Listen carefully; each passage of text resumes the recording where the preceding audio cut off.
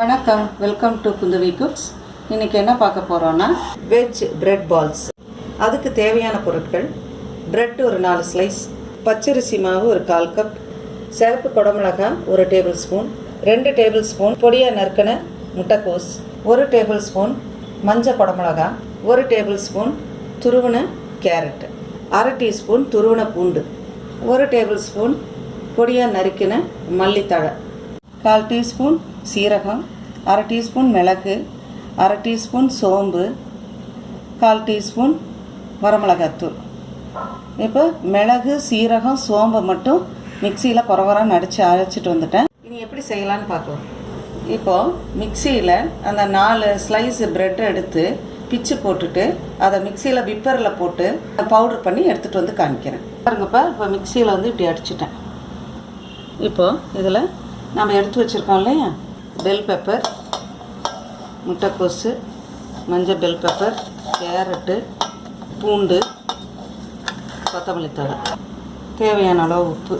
ஏன்னா ப்ரெட்லேயும் உப்பு இருக்கும், ஆனால் சாண்ட்விச் ப்ரெட்டாக பார்த்துக்கோங்க, நல்லாயிருக்கும், இனிக்காது. அதுக்கு தான் சப்போஸ் வாங்கி ஒரு 2-3 நாள் ட்ரை ஆயிடுச்சு அப்படின்னா இந்த மாதிரி செஞ்சு பசங்களுக்கு கொடுங்க. வந்து இப்படி இந்த ப்ரெட்டு தூளில் காய்கறியெல்லாம் மட்டும் பிசைஞ்சிருங்கம்மா, தண்ணி போட்டுறாதீங்க. ஏன்னா காய்கறியில் வந்து தண்ணி இருக்கும். நான் எல்லா காயுமே கழுவிட்டு தொடச்சிட்டு இது பண்ணியிருக்கேன். முட்டைக்கோஸு, கேரட்டெல்லாம் துருவிட்டு கொஞ்சம் தண்ணி இருக்கிறதுக்கும் நான் புழிஞ்சிட்டேன். இது கூட அதாவது பைண்டிங்க்கு வேணும் இல்லையா கொஞ்சம், அதுக்கு என்ன பண்ணுங்க அப்படின்னு சொன்னால் பச்சரிசி மாவு அல்லது கார்ன்ஃப்ளவர் மாவு. ஆனால் நான் கொஞ்சம் கொஞ்சமாகவே சேர்த்துறேன், கிறிஸ்பியாக இருக்கும். இப்போ குறைன்னு அரைச்ச அந்த மசாலா தூளையும் இதில் போட்டுட்டோம். இப்போ நம்ம கொஞ்சமாக தண்ணி தெளித்து தான் பிசையணும். இருங்க,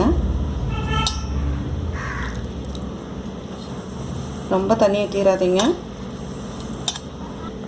பாருங்கப்பா, சரியாக இருக்குது. அடுப்பில் எண்ணெய் வந்து ஸ்லோவாக வச்சுட்டு வந்துடலாம். அதுக்குள்ளே எண்ணெய் காயட்டும், நம்ம அதுக்குள்ளே பால்ஸாக பிடிச்சிடலாம். ப்ரெட் பால்ஸு உருட்டி ரெடி பண்ணிவிட்டேன்.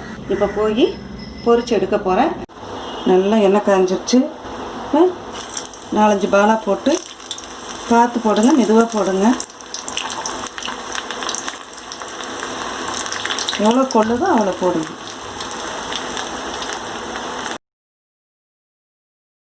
இது வந்து சீக்கிரம் வெந்துருமா, ஏன்னா இது வந்து ப்ரெட்டுனால.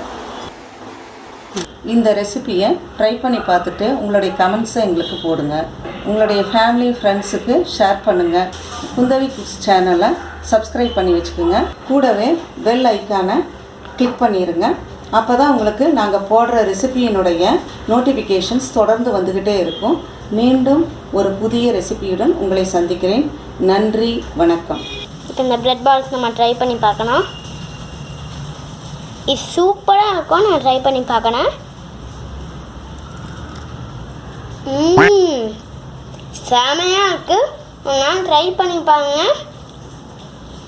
சூப்பராக இருக்குது, அழகாக உருண்டையாட்டவே வந்திருக்கு, சூப்பராக இருக்குது.